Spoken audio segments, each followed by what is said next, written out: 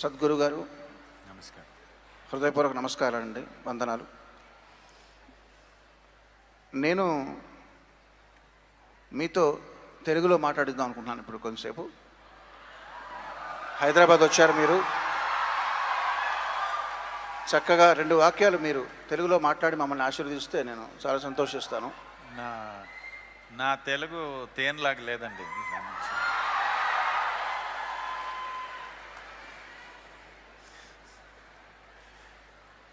ఇప్పటివరకు ఈ నదుల గురించి మనం ఎంతో ఆవేదనని మనం షేర్ చేసుకుని చాలా బరువెక్కిన హృదయాలతో ఉన్నామండి.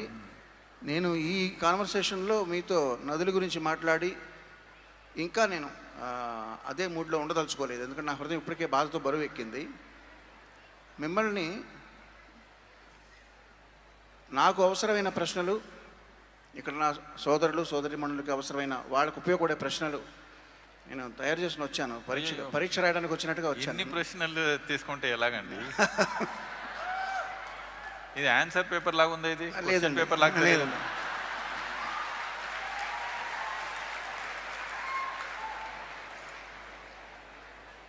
అది పేజీలు చూస్తే ఆన్సర్ పేపర్ లాగా తెలుస్తుంది నాకు. క్వశ్చన్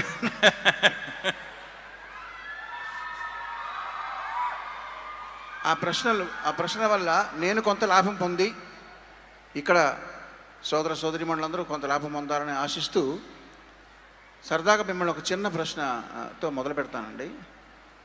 మీరు హైదరాబాద్ వచ్చారు కాబట్టి డివోటీస్లో ఎవరైనా మిమ్మల్ని భోజనానికి ఆహ్వానిస్తే 3 ఆహ్వానించారు మిమ్మల్ని. ఒకరు ఆవకాయ పప్పు రెడీ చేసుకున్నారు, ఇంకొకళ్ళు హైదరాబాదీ బిర్యానీ రెడీ చేసుకున్నారు, ఇంకొకళ్ళు జిలేబీ రెడీ చేశారు. మీరు ఎవరింటికి ఆతిథ్యానికి వెళ్తారండి? మధ్యాహ్నం అయితే ఆవకాయ, నైట్ అయితే జిలేబీ అండి.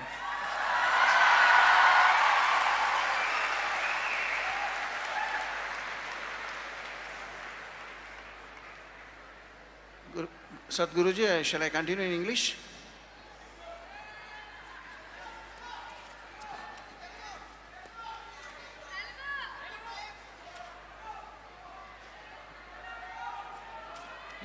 తెలుగులోనే కంటిన్యూ చేస్తామండి. అందరూ తెలుగు అడుగుతున్నారు.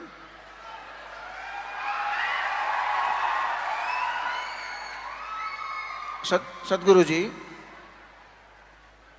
ముందర నాకు ఒక మానసిక సంఘర్షణ ఉందండి మనసులో ఎప్పటి నుంచో. ఆ విషయంలో మీ నాకు సలహా కావాలి. నేను కొన్ని సంవత్సరాల క్రితం ఇంట్లో కూర్చున్నప్పుడు గోడ మీద బల్లి కనబడుతుందండి. ఆ బల్లి ఎదురుగుండా ఒక చిన్న పురుగు ఉంటుంది.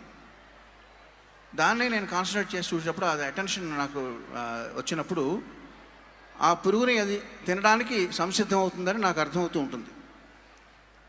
నేను తొందరగా వెళ్ళి దాన్ని తరిమేస్తాను పురుగుని, so that lizard is not getting it. అంటే దాన్ని సేవ్ చేసిన సంతృప్తి కోసం నాకు తరిమేసేవాడిని అండి. కొన్ని సంవత్సరాల తర్వాత ఏమనుకున్నానంటే, అది దానికి ఆహారం కదా, మనం దాన్ని ఎందుకు డిస్టర్బ్ చేయడం అనేది వదిలేయడం అలవాటైందండి. ఇప్పుడేంటంటే ఎప్పుడు ఆ సందర్భం ఎదురైనా సరే అది వదిలేయాలా దాన్ని తెరమేయాలా అనే సంఘర్షణతో నిత్యం నాకు అది ఉండే ప్రాబ్లం అండి. అది దానికి మీ ఒక ఓటు నాకు కావాలి. ఏం చేయాలి ఆ సందర్భంలో? నేను దాన్ని తెరమేయాలా, దాన్ని వదిలేయాలా? అట్లాగా. We should leave the lizard's business to the lizard.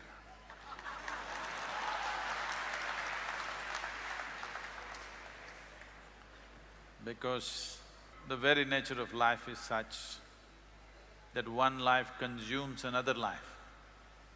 This is how life is designed. This is not my idea or your idea. This is the nature of life. Just because a little bit of brain or cerebral development happened recently, Just some time ago we were all monkeys. Just recently this brain developed a little bit. So we're little overexcited about our own intellect that we started thinking everything in fragments. Our idea of well-being is all in fragments. We think we will save the moth, but we did not think about the lizard. Then we thought, let him eat. It's not for you or me to even think whether he should eat or not.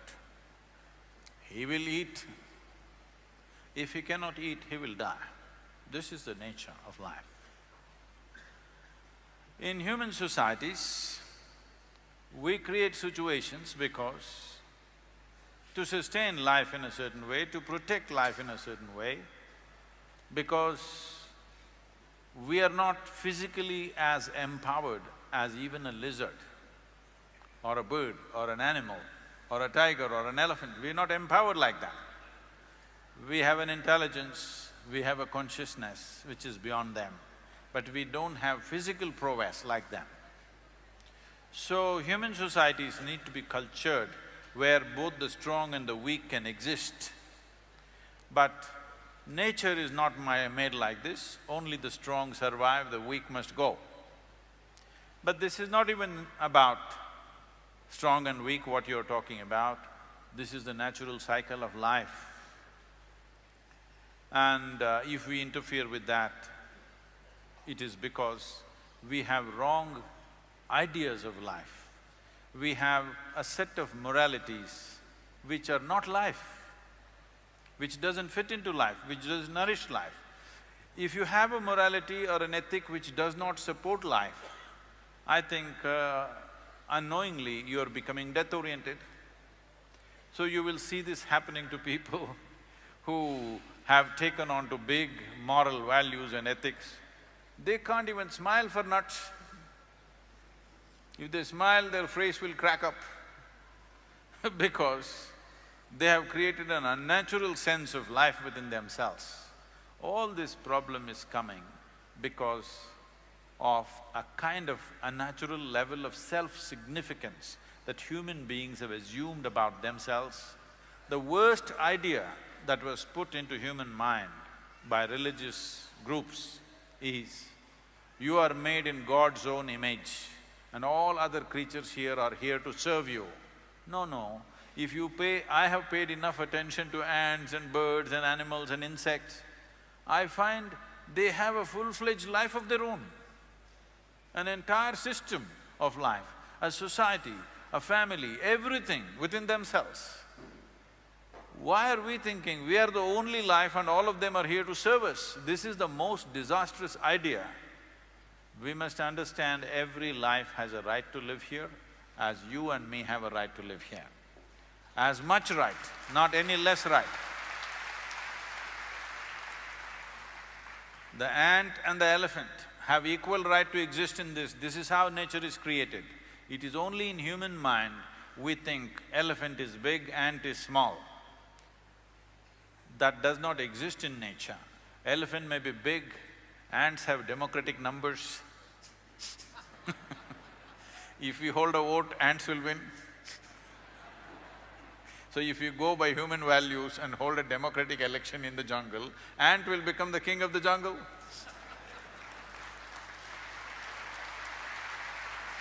Next time I will leave lizard's business to itself, Sadhguruji. Sadhguruji, if the farmer is informed about the rains and other weather conditions in advance, maybe 2 days or be it 1 week or 1 month sometimes, he is being benefited in farming. Similarly, a fisherman is being benefited when he is informed about the cyclones or tsunamis to come in advance. They are forecasting and predicting. If this is right, why can't astrology be useful for mankind in many ways by giving information in advance by experts, not anybody, by proper astrologers, proper scholars and eminent astrologers. I saw a video of yourself somewhere condemning… where did you condemn…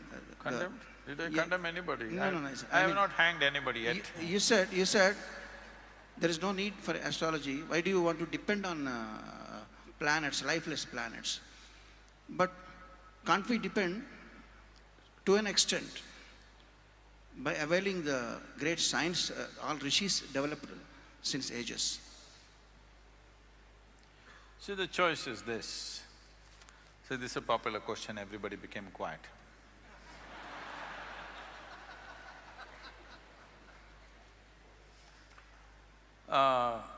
We must understand this. There is material in this world, the five elements, the water, the wind, the earth, the fire, the space. And there are products which have come out of these five elements. From a simple plant, the simplest plant life to animal life, to human beings. All these are the products of that.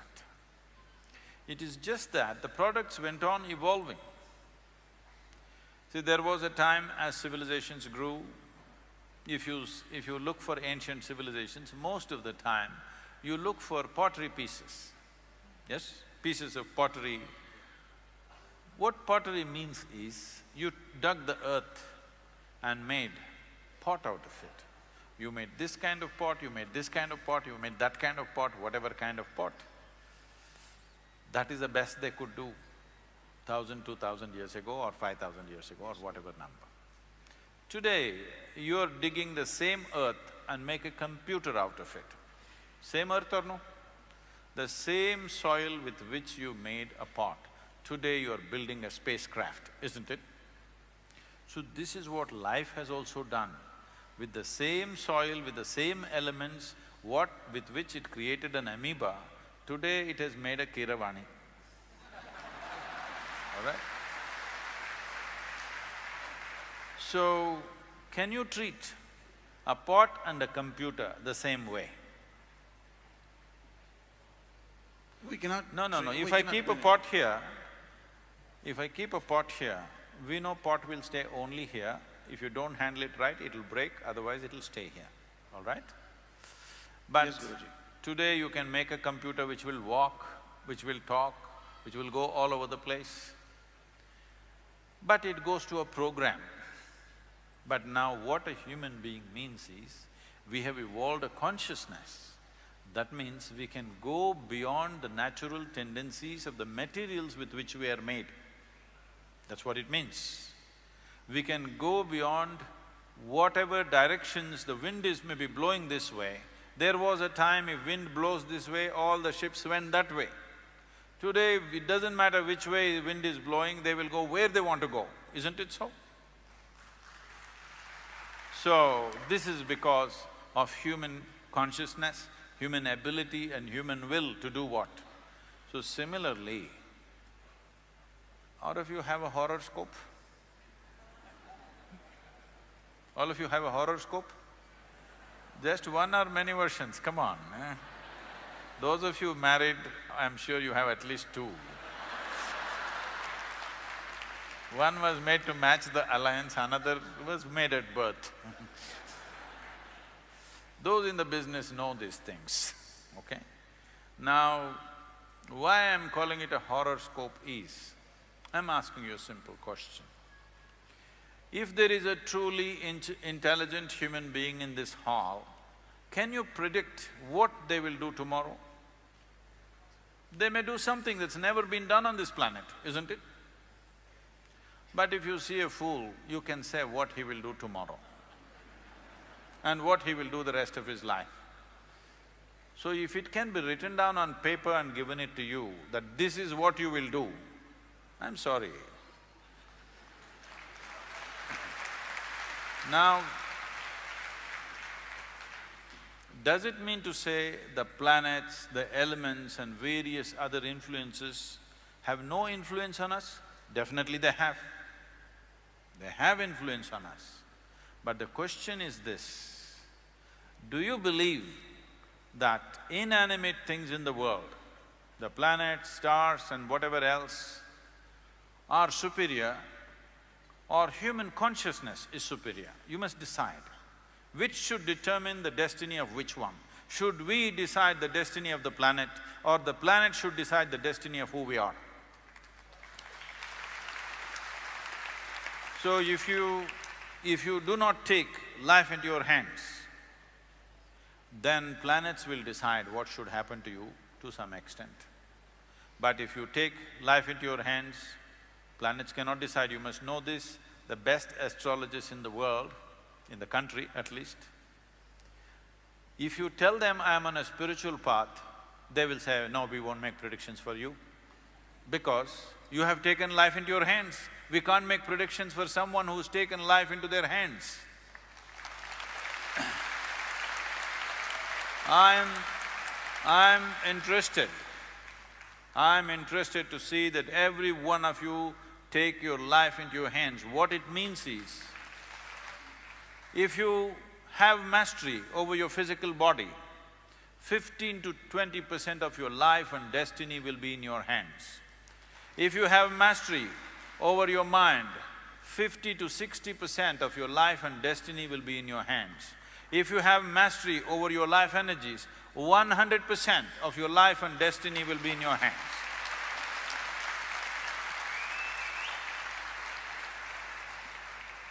Sadhguruji, I totally agree with you and satisfied, but still disagree with you in a way.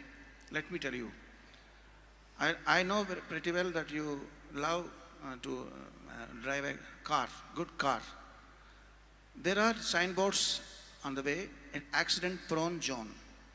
That doesn't mean every car passing through that zone will meet with an accident, but it is more prone than the other areas, so that you will be cautiously driving while you are passing the… First of all, no government has any business to say accident-prone zone. Unfortunately, they're saying it.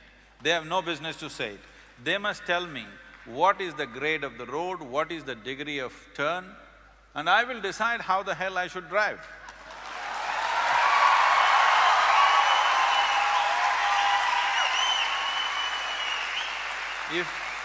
If there are any surprises on the road,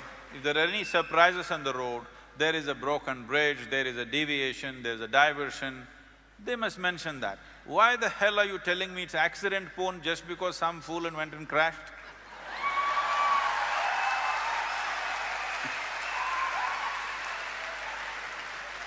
See, there are many people who will buy a car, new car, before they bring it out of the showroom, they will take a coconut and break it on the car and create a dent on the car and then drive it, because they're shit scared of driving. If you give… I don't get to buy a car, what people give I drive. Otherwise, if I buy, I will swing it out of the showroom on the first day. I won't sit and do puja in front of the car because I know how to drive.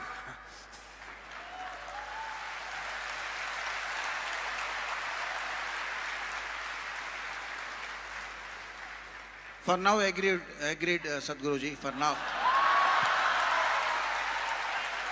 I wish I will have one more conversation with you somewhere else on the same subject. Sadhguruji, see, what is the… let's understand this. See, this is all it is. There are many uncertainties. I may be very good driver, but still I can hit something or something can hit me. Always this chance is there, do you understand? This chance is always there with every aspect of life, not just with road. So the problem is, because you don't have the courage to handle it, you want to know what will happen tomorrow. If you want to know what will happen tomorrow, one thing that will happen to you is, you will not play today's game well. Yes. And essentially you are a match fixer. That is, you want to know the result before you play the game, you are a match fixer, isn't it? Right now it is for match fixing in India, there is a 10-year imprisonment. So before you get married, you want to know whether you live joyfully or not. Arey? You have to get married, you have to take responsibility for each other and see that it works. There is no magic to it. Sadhguruji, what is the quality you find in an Indian woman when compared to the world woman, other countries? What is the best and beautiful quality? One single quality Are you can trying you to mention? get me into trouble?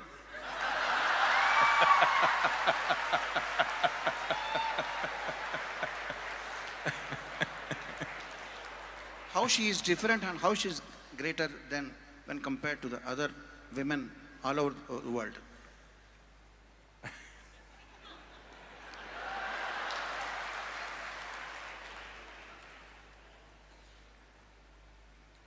See,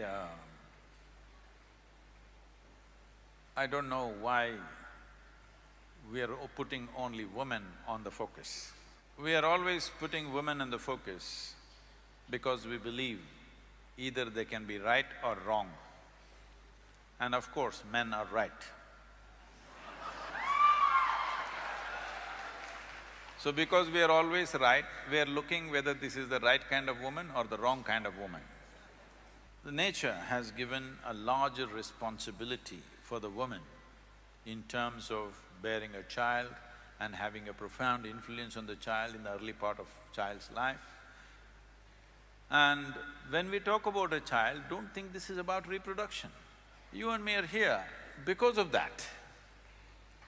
So, our very existence began in a woman's body. That is, if you're normal birth, I am normal birth.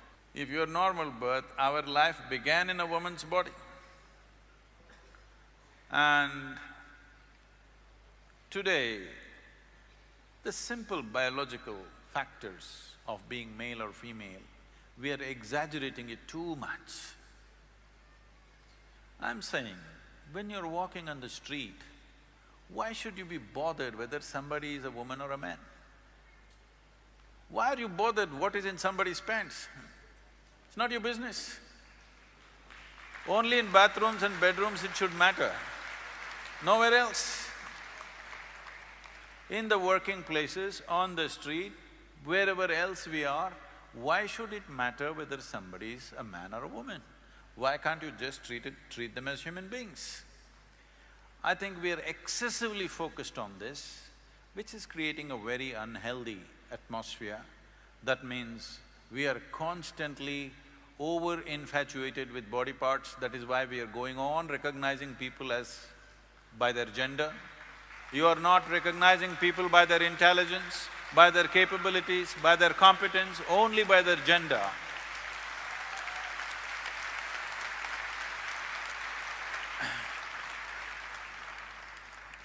But it is not a fair way of looking at the world. For certain aspects of our life, gender is important. But for rest of the life, how much brains you got is important, how much capable you are is more important. Gender is only valid in certain relationships. In rest of the relationships, gender shouldn't even come into the picture. Only then there will be equality. There is no need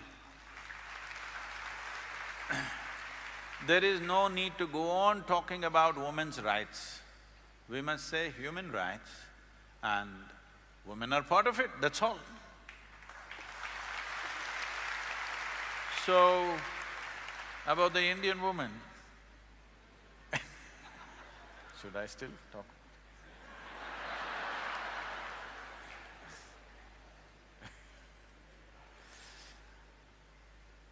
In this country, for a long time, we've nurtured many wonderful things. But these wonderful things, because of many misunderstandings, have also taken on very horrendous forms. When I say it's taken on horrendous forms, many simple things which were done for the protection of the woman, for the well-being of the woman, have become discriminatory over a period of times and taken on very horrendous forms of exploitation. We must look back and see why these little things were created. If we don't address these things, the Western world is on a binge because they want to make male and female equal. It is not necessary to be equal. Equal opportunity is fine. It is not necessary to expect a woman to do the same things that a man is doing.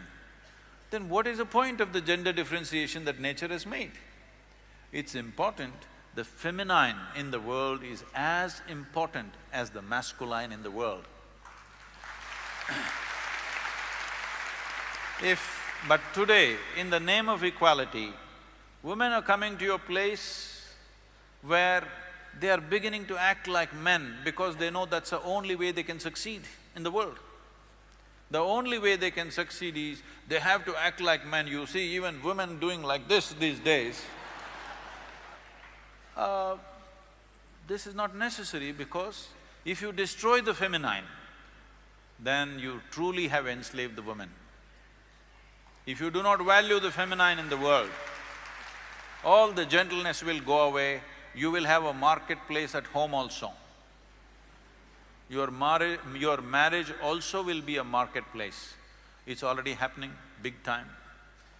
Before people marry, they are making an agreement. When we break, who will get what in this house?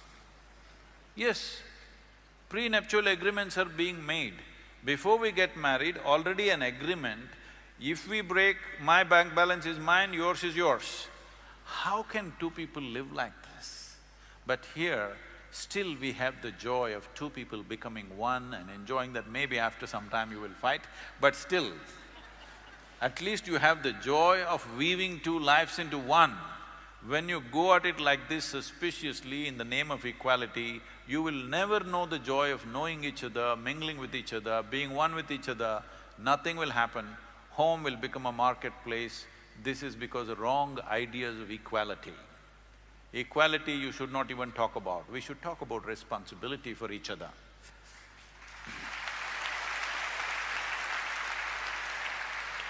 Very beautifully explained, Sadhguruji. Thank you very much. And the next question is… నేనేంటండి answer copy చేసేవాళ్ళు చూశాను, ఇదేం క్వశ్చన్లే copy చేస్తున్నారే మీరు? These are not copied questions, Guruji. These are mine only. Copy చేసేవాళ్ళు అలాగే వాళ్ళే రాసుకొని వస్తారండి.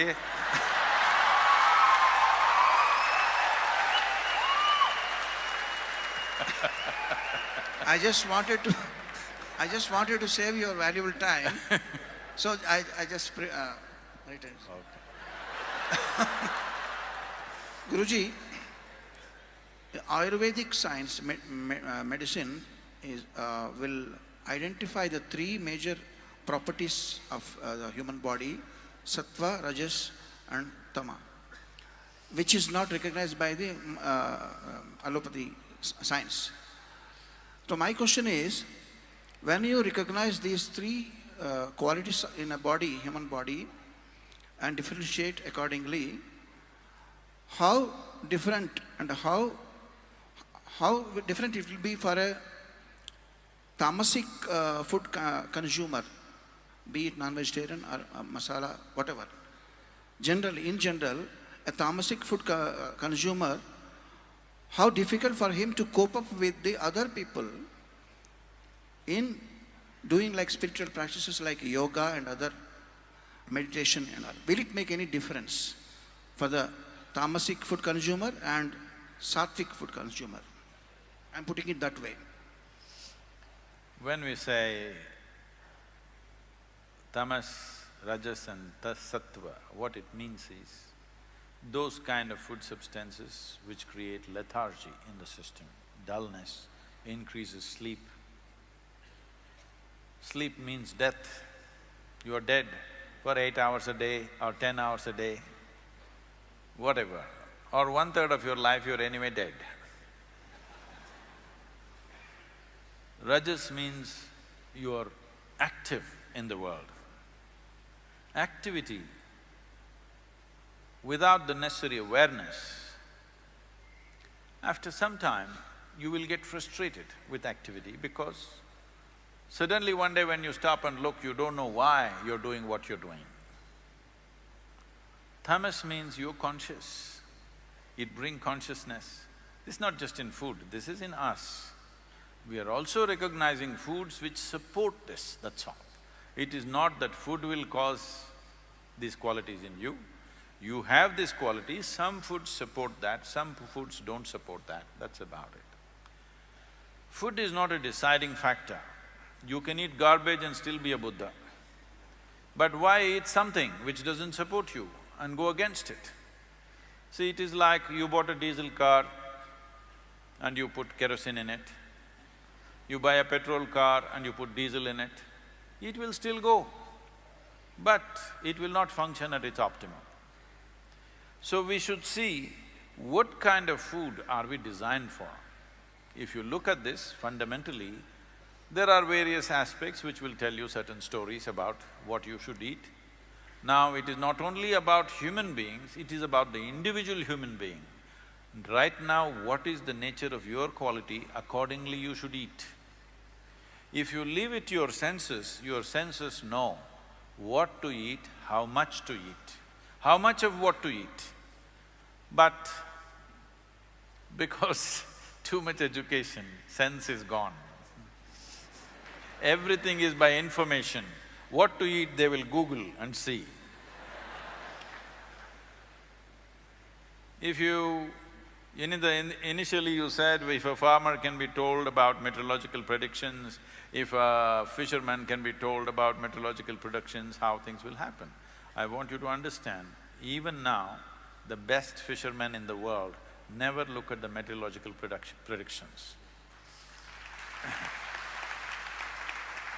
I've been on fishing boats with some people off the African coast and Mediterranean coast. They put their nose up in the air and he says, in 2 hours there'll be a storm, we need to go back. Okay, he never looks at the thing. Because every other creature knows there is going to be a storm. If you observe the fish, they're all behaving… when tsunami happened in southern India, we were the first people to be there. In less than 24 hours, we were there with medical vans and I was personally there. What I noticed was, there were lots of dead bodies, human dead bodies. Cattle which were tied down, they had died. None of the loose cattle had died. Even the donkeys did not die. Even the fish, not a single dead fish on the beach. All of them knew it's coming. Only human beings did not know it's coming. Not only that, in Andamans, we have a Air Force station, they have the best meteorological stuff. They did not know it's coming and the entire Air Force base got really washed up. Why I'm telling this to you is because when we say we are the most evolved life on this planet, what it means is, we have the most complex and sophisticated neurological system.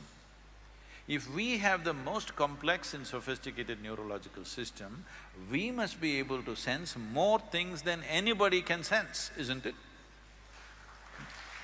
No, don't clap, you're not sensing anything.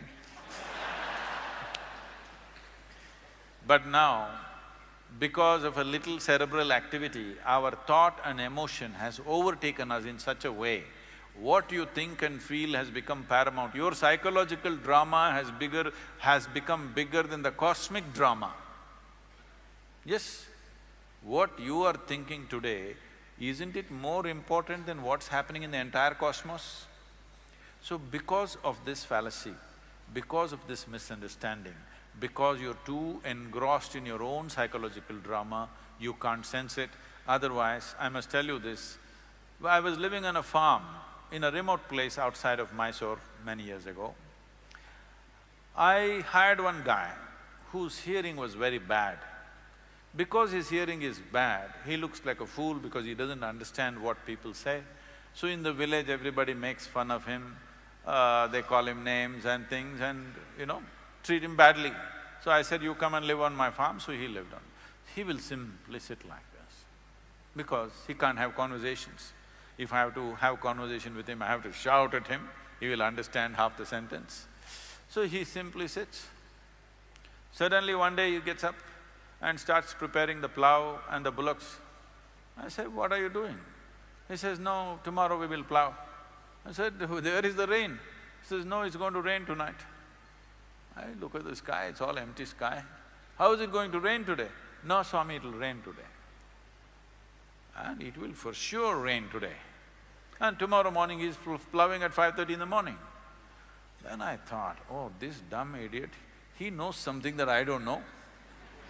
So I went there and sat just like him, squatting where he used to sit, same place, and I put my hand out like this, trying to feel the moisture, temperature, smell of the earth, this. I took 18 months. Every day I sat. Because I was insulted, this dumb idiot knows something that I don't know. I can't take it. So I sat there, felt it, watched the leaves, watched the insects, watched the birds. Then today, I will tell you, if I say there's going to be rain, 90% there is going to be a rain.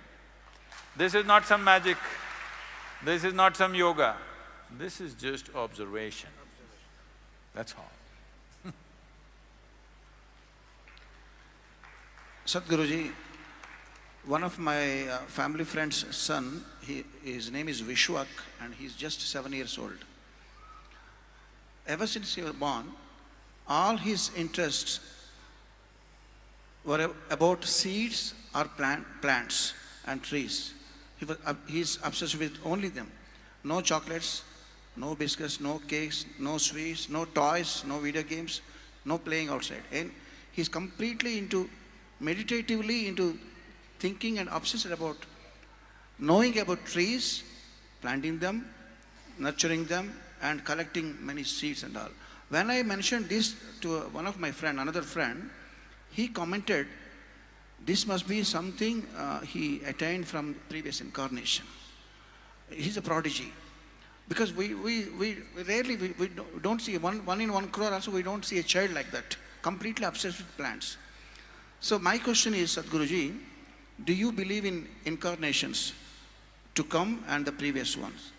Because in certain beliefs, certain religions, they don't believe. What is your thought, what's your call on that? It doesn't matter incarnation or no, you got to put that boy in my car.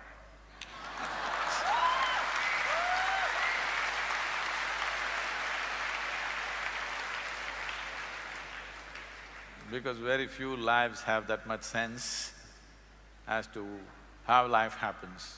Others never paid attention to anything. There is need for so much entertainment in the world simply because people have no attention for life. If you pay attention to life, you will see it'll engage you in such a way, there is no time for any entertainment. If you just observe one plant growing, it will keep you engaged for an entire lifetime because it's so fantastic. Simply you see, plants are growing. You're a tourist on this planet. Because all the time, all you're doing is take a selfie. Plant, selfie. Tree, selfie. Elephant, selfie. Sadhguru, selfie. You are a tourist. A tourist will not know Hyderabad as a Hyderabadi will know Hyderabad, isn't it?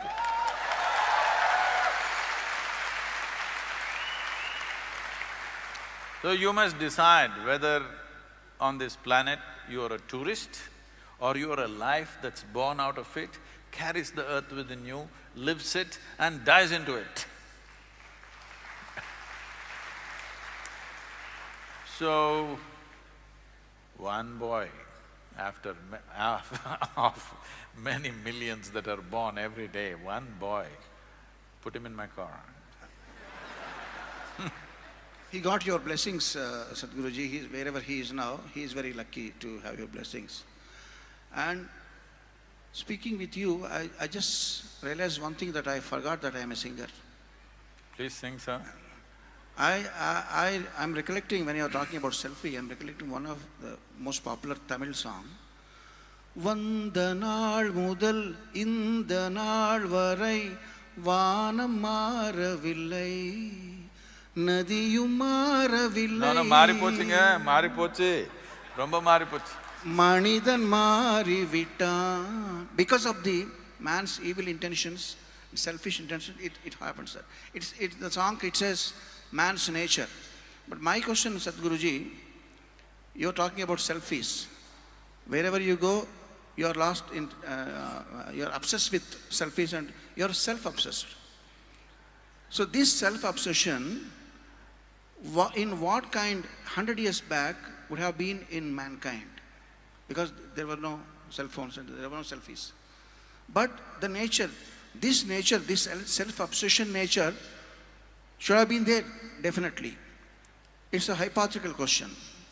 Can you kindly guess what kind of obsession that man would have Oh, I had? thought you thought I'm more than 100 years, so you're asking me, how was it 100 years ago? Well, I look it maybe, so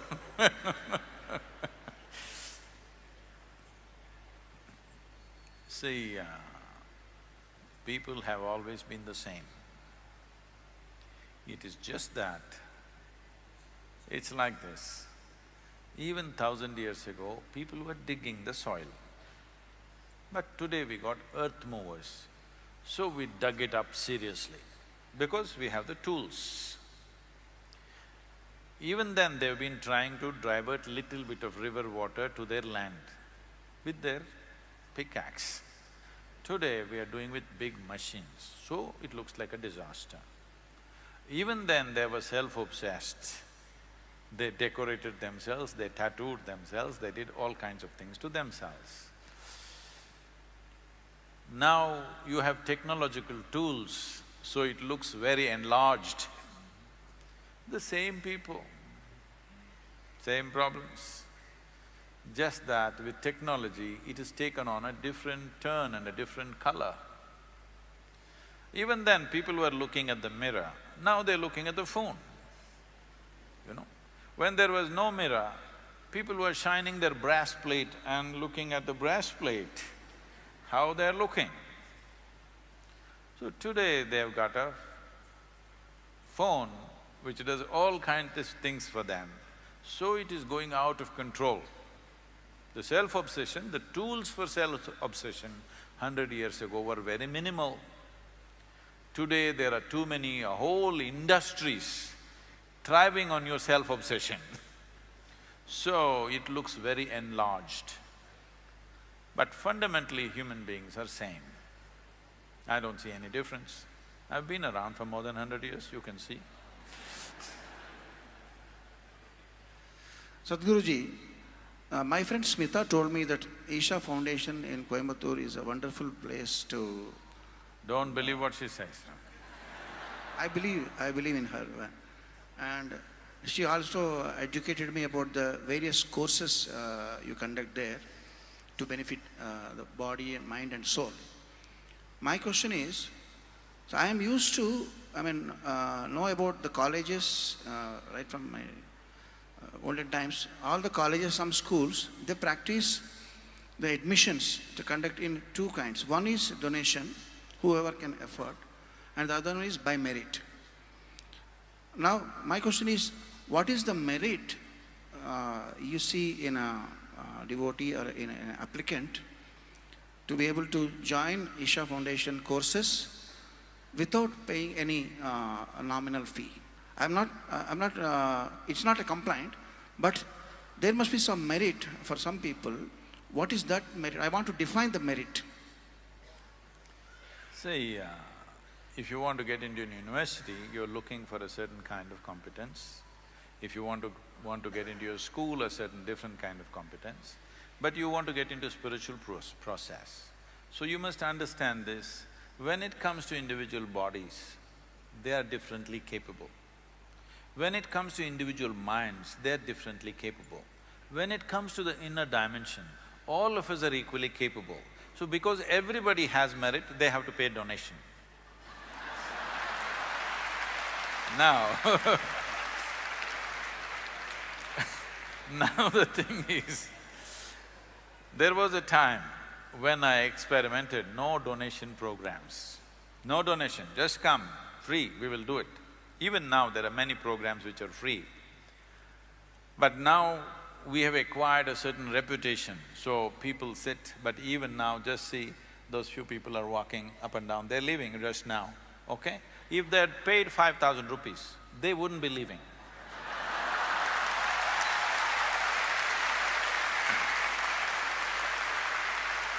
Uh, this is just a gossip session between you and me, so it's okay, they can go halfway through the gossip, no problem.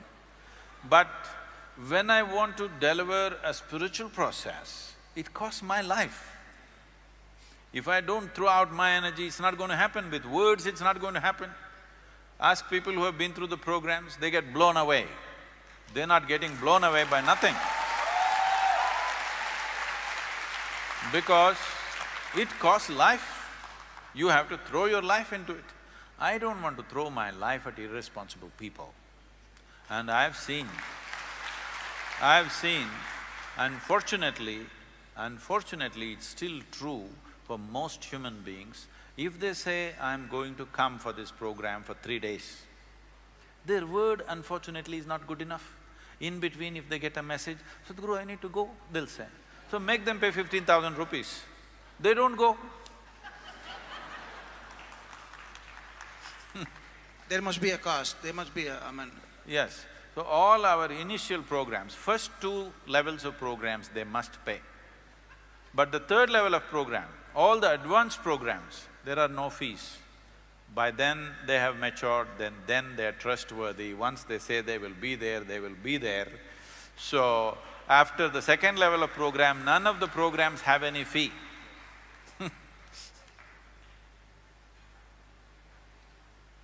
Sadhguruji, I have a dream. You're beginning to look like Martin Luther King.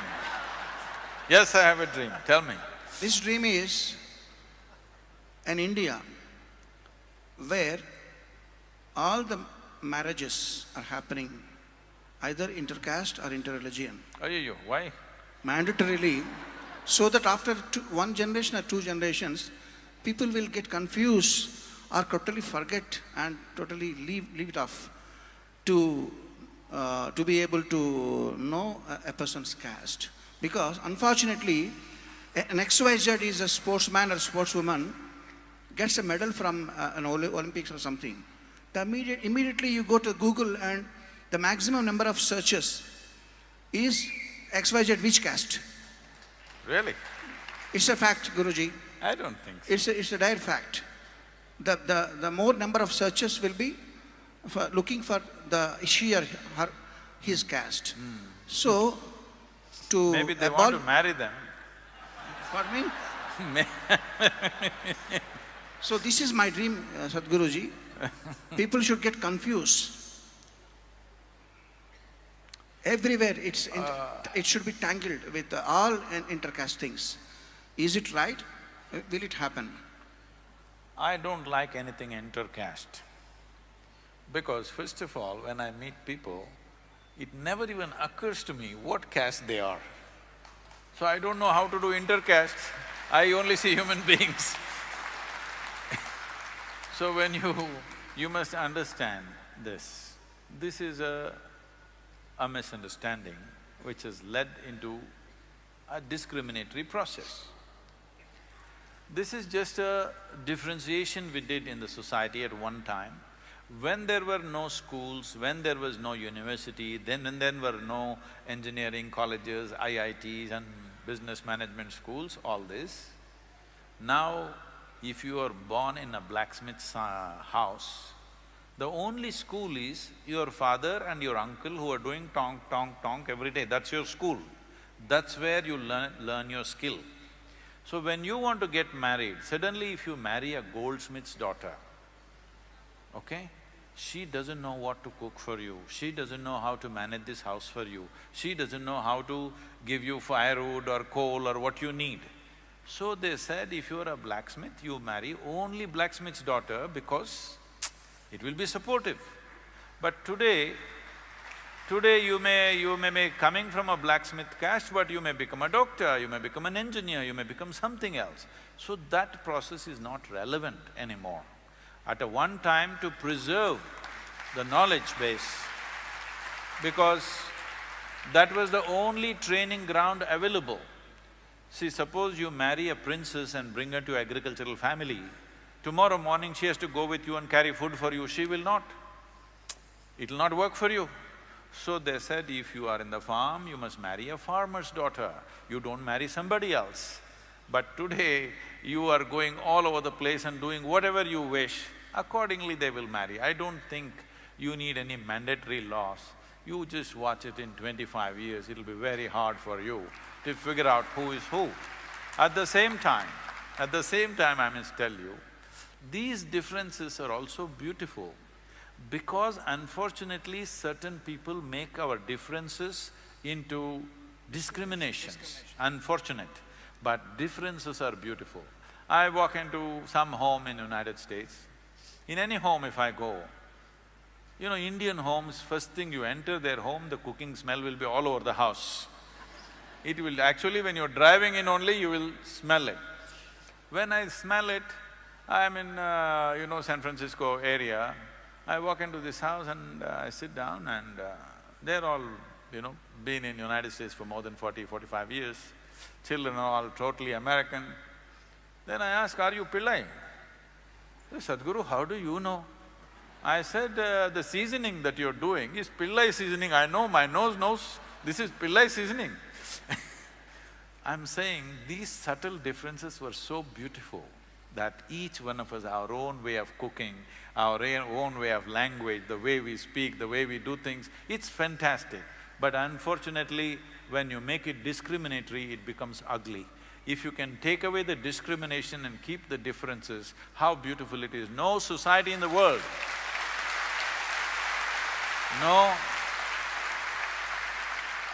no society in the world has these fine distinctions. People live on the same street for generations, but still this home will cook like this home will cook the other way. How beautiful it is. But this is completely gone because now everybody is trained on Google. The same avkai from Krishna district, Godavari district, Telangana, Andhra, is it not different? Distinctly different. All these subtleties you want to take it away and make it one McDonald's food, okay? No, I think that is an ugly world. These subtleties, these differences are fantastic. We are a colorful culture because of these differences. But the problem with human mind is unfortunately, a goldsmith thinks he is superior to the blacksmith. Though you can very easily live without a goldsmith, but you can't live without a blacksmith. So this discriminatory thing, we must take it away. I must take this opportunity and tell you this. People are always asking me, Sadhguru, what is your advice for our children? As if children need anybody's advice.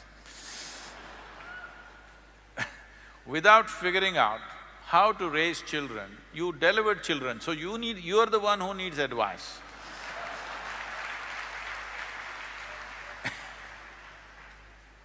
So, when I was traveling in 90s and things, my daughter was a small infant, 3.5, 4 months, she was traveling with me alone in the car. My left hand on her and driving through, my right hand is always on the floor, so my right leg is always on the floor. So I drove like this, wherever I go, I hand her over to some family and they took care of her well. But there is a problem. Every adult is very eager to teach something to a child. The moment they see child, they get this itch, they want to teach something that's not worked in their life.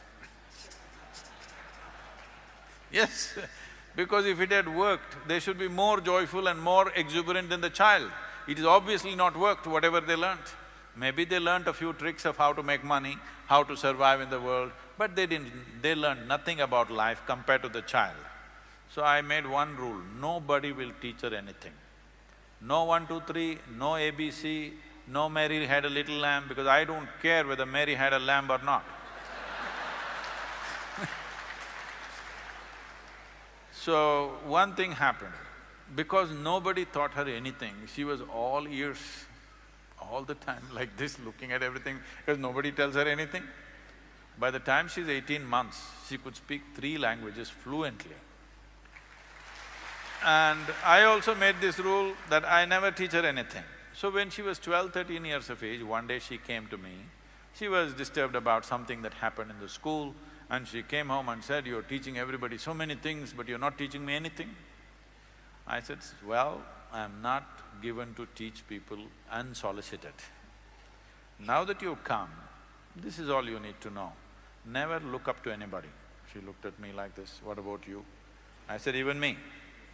Because if you look up to me, you will miss the value of who I am. Maybe you will hang me on your wall, that is not why I am here. If you look at me just for who I am, your life will be immensely benefited and energized. If you look up to me, you will hang me somewhere in your house. So do not look up to anybody, do not look down on anybody, this is all. This is all it takes. This is not simple, because all the time your mind is saying, oh, she's good, he's not good, he's okay, he's not okay, this is fine, that is fine, this is pure, this is impure, this is God, this is devil, this is going on endlessly. If you stop this one thing and simply look at life for what it is, you will effortlessly navigate your way through life.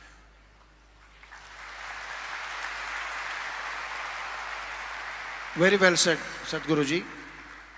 Now, since it's time to take a few questions from our friends here, they are very enthusiastic, I have to sacrifice my question paper. Yes.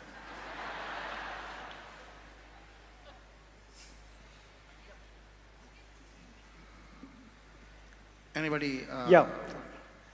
Namaste Sadhguruji, this is Satish Pendiala. And కొంచెం బ్రైట్గా మాట్లాడండి. yeah, sure అండి. Dharma Sankat versus societal constraints. How to balance these two? What is that? Dharma Sankat? Dharma, emotions. Oh, dharma is emotion for you. I mean, true emotions, divine emotions versus societal constraints. How to balance these two in life of confusion? There is a lot of mess up in the question itself. There are no divine emotions. Emotions are human. Even animals are capable of emotion. You have a dog at home? Yeah. Does it have emotions? Lot of emotion. But you don't know whether God has emotion or not. Do you know? Hello? Then why are you saying divine emotion? Human emotion you're talking about. It's just that you think your emotions are divine. This is a serious problem. You must understand your thought and emotion are just your psychological drama. You can conduct it whichever way you want. So I'm asking you, if you had a choice of having either nasty emotions, miserable emotions or blissful emotions, what would you choose for yourself? Please choose right now, I'll bless you. Because that's all you have to do. Anyway, they're your emotions. You have to choose what should happen within you, isn't it? But you are talking as if it's happening to you from somewhere. Your thought and emotion and whatever else happens within you, happens within you. It doesn't happen from somewhere else. You may be taking a stimuli from somewhere else, but the source of what happens is happening within you. Your psychological drama, మీరు film direct చేస్తారండి? నేను music చేస్తాను. Music మాత్రం. Your drama, you must be the director. If you have a lousy drama going, it's because you're a lousy director, that's all. Yes, that's all it is. You think it's something else. No, you're just a lousy director. You just have to learn the art of directing your drama well. ఏం చెప్తారు?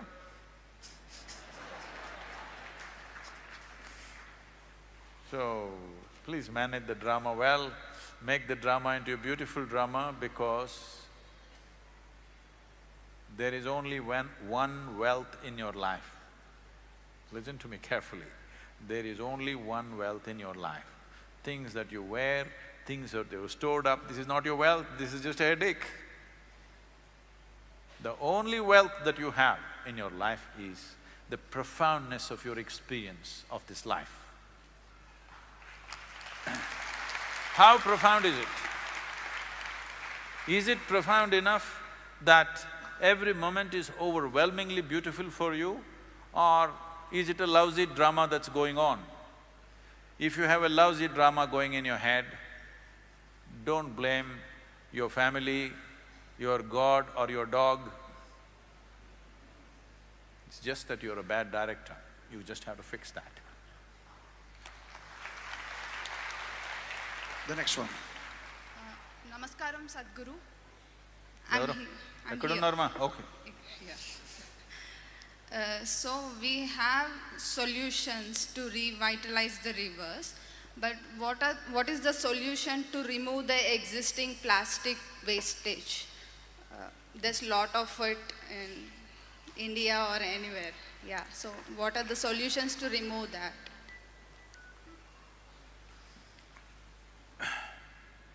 See, plastic is a miraculous material. Let's understand this. All the plastic warriors, please listen to me carefully. Plastic is a miraculous material. It's one of the most fantastic materials that human beings have created. The problem is not of plastic, the problem is of human irresponsibility. So that's what we need to fix. If we generate a more responsible population, plastic is a wonderful thing. How many things in our lives have become easy and wonderful because of plastics? But we think plastics are bad. Plastics are not bad. Plastic is a wonderful, fantastic material. Human beings have become irresponsible. Let's fix that. But the damage that's already done, please understand, all the damage that we have done in the form of pollution, it is not very difficult to fix, it just needs determined political action and responsible action from the citizens of this country and the world, which can be done. But the more serious problem is the depletion of resource. Depletion of soil and water is a far more serious problem and much more difficult to revitalize. You are saying, okay, we will revitalize the rivers. It's not as simple as that. But removing the plastic is not really a big problem. If we have a project to remove that, first you get Hyderabad city responsible enough that they don't throw plastics all over the place.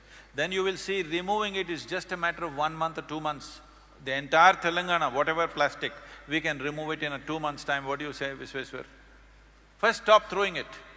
You stop that, removing it will happen in 2 months and we can recycle the plastic. It's a very useful material.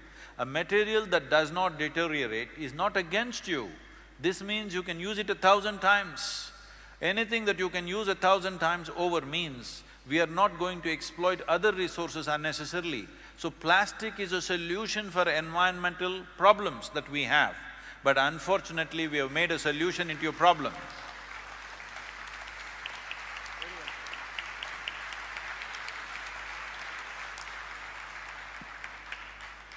Namaste Guruji. Last 20 years I was boggling with one of the problem in my mind regarding understanding what is right and what is wrong. Oh. And I just to tell you that to give a solution for a given problem, I just wanted to say this. Actually there were 2 railway tracks, one is live and the other one is abandoned. There was a board also, there were 10 children playing on the tracks. Seeing that abandoned board, one girl child told to other students, let us not play on the live track so that we will be hit by the running train. Let us play on the abandoned track.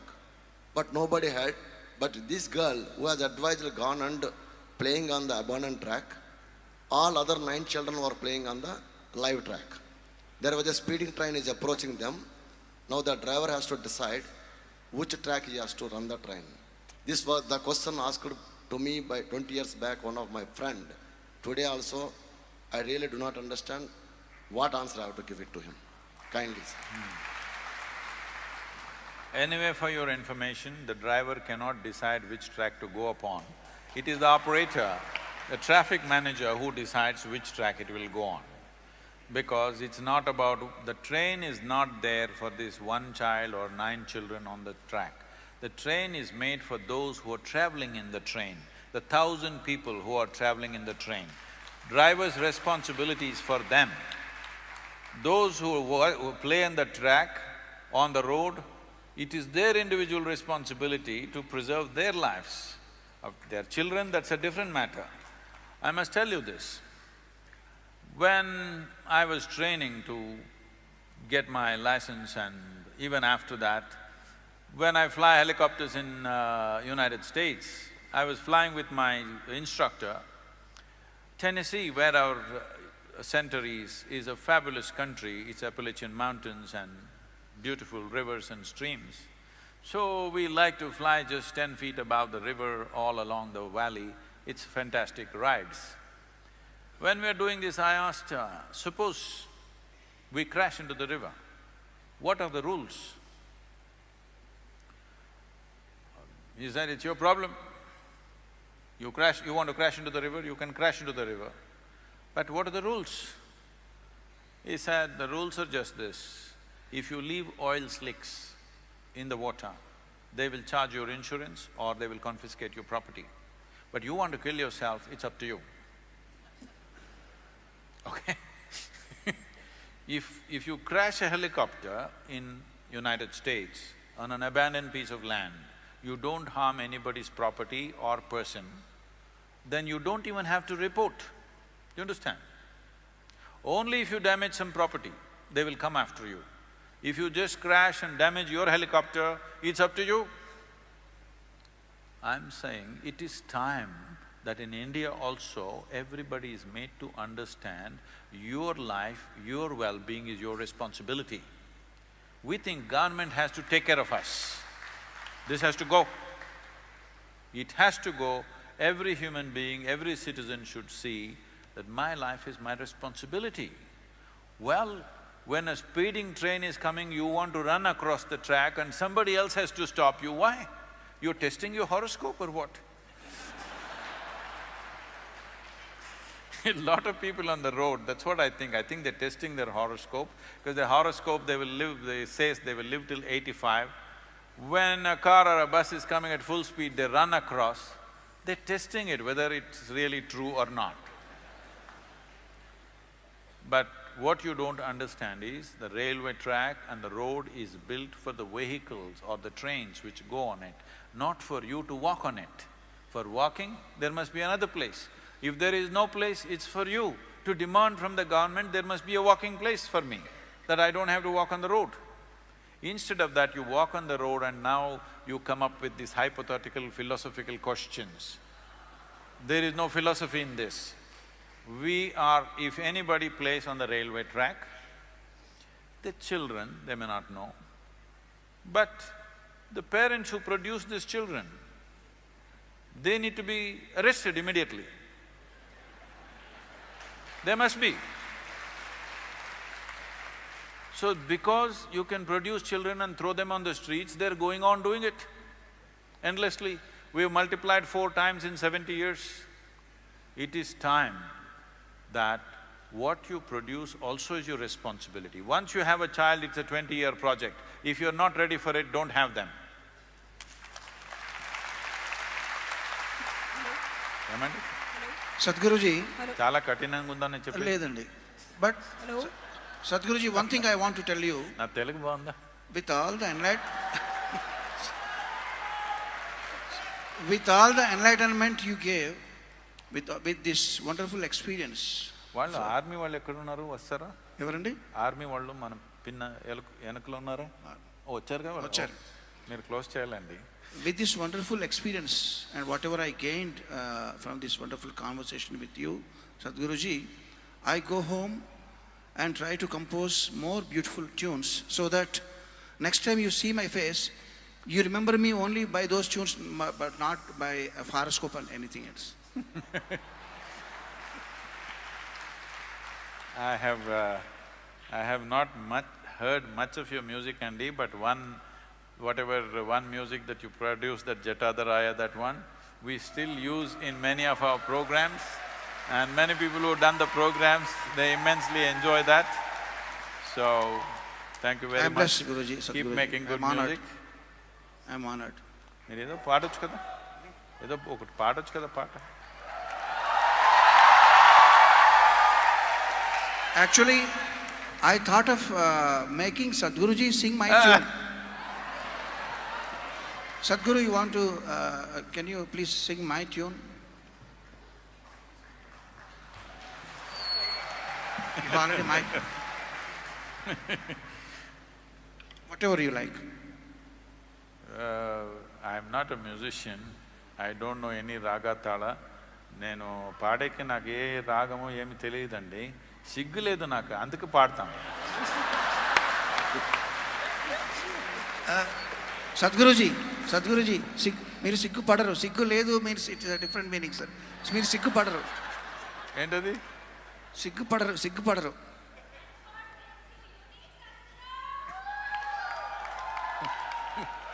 What is that? Did I say something wrong?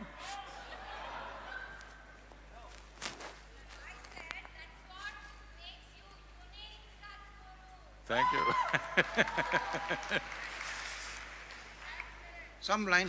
Few lines for us, Sadhguruji. I should sing?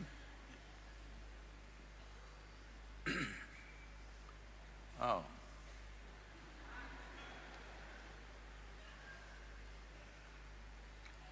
Vastavatide, potavatide, ఆశయందు కంట చేసిన కర్మము చెడని పదార్థము చేరును మీ వెంట